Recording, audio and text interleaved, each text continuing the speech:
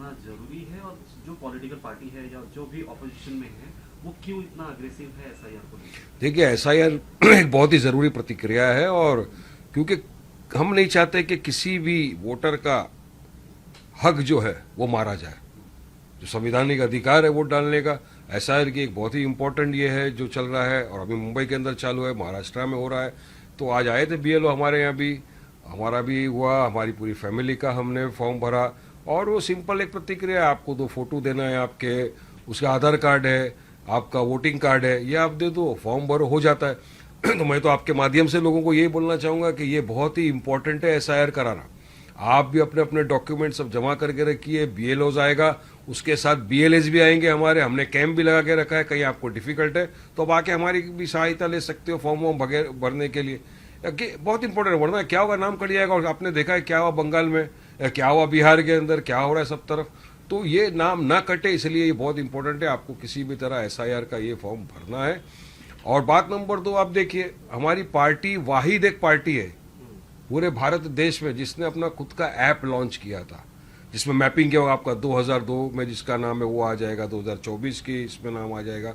और इतना ही नहीं, हमारे पार्टी के प्रेसिडेंट ओवैसी साहब ने तो महाराष्ट्र में मीडिया वालों को भी बुलाकर प्रेजेंटेशन भी दिया, तो बहुत से लोगों को उससे फायदा भी पहुंचा है। तो मैंने मेरी फैमिली का कर दिया, हमारे लोग पूरी तरह से लगे हुए हैं, सब तरफ जाके एसआईआर के अंदर मदद कर रहे हैं। तो आप भी अपना एसआईआर का जो वो है उसको पूरा कर दीजिए।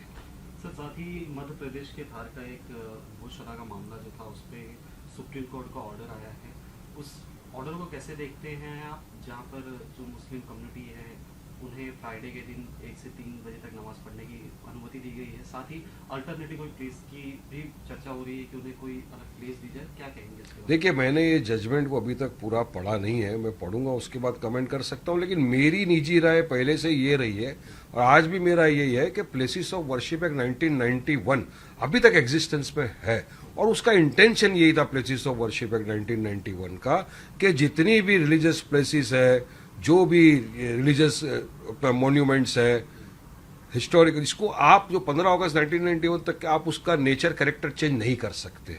पार्लियामेंट के अंदर पास हुआ कानून है, उसके ऊपर भी हियरिंग चालू है। तो जब तक वो कानून लगा हुआ है, उसकी मंशा यही थी ना कि बाबरी के टाइम पे ही आया था कि सब डिस्प्यूट खत्म हो जाए। तो अब नए रिश्ते से किसी को डिस्प्यूट चालू नहीं करना चाहिए, ये मेरा मानना है। लेकिन मैंने अभी जजमेंट पढ़ा नहीं है कि किस वक्त का नमाज का टाइम दिया है, किस तरह से दिया है। जब पूरा जजमेंट पढ़ूंगा उसके बाद इसके ऊपर पूरा कमेंट कर सकता हूँ। आज स्वामी रामदेव बाबा से हमारी मुलाकात हुई थी, जहाँ पर उन्होंने कहा कि जो भी भारत में रहता है सभी के एंसेस्टर्स एक ही है, और ये कहीं ना कहीं इससे जो मुस्लिम समाज है उसे ऑफेंड नहीं होना चाहिए, क्योंकि इससे कहीं ना कहीं यूनिटी बढ़ती है। देखिए, ये वही बाबा है जो शरवाल कमीज दुपट्टा ओढ़ के भागे थे स्टेज के ऊपर से, अभी आ रहे देश के अंदर नफरत फैलाने के लिए। ये हमारे इस तरह से बयानबाजी करके देश के अंदर की सेकुलरिज्म प्लुरलिज्म को खत्म करने की बात कर रहे हैं, ये डेमोक्रेसी के खिलाफ बात कर रहे हैं। कभी ये बोलते हैं कि ये सबको एक ही तरह मानना पड़ेगा। बाबा, देश हमारा सब चीज को मानता है, कल्चर मल्टी लैंग्वेज हमारा देश है। आप क्यों इसकी खूबसूरती को खराब करने की बात करते हो बार बार? और इतना ही नहीं, बीच में इन्होंने क्या कहा कि सबके सब एक ही वंशज है।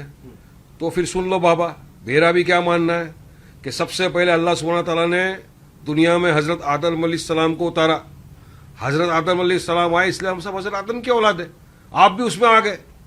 तो आप क्यों इस तरह की बात करते हो? कभी आप बोलते हो हिंदू राष्ट्र बन गया, अरे भाई देश संविधान से चलेगा, तुम्हारे हिंदू राष्ट्र बोलने से नहीं चलेगा। और मैं तो मोदी जी को बार बार सवाल कर रहा हूं कि मोदी जी बताइए, क्या भारत देश हमारा हिंदू राष्ट्र हो गया है?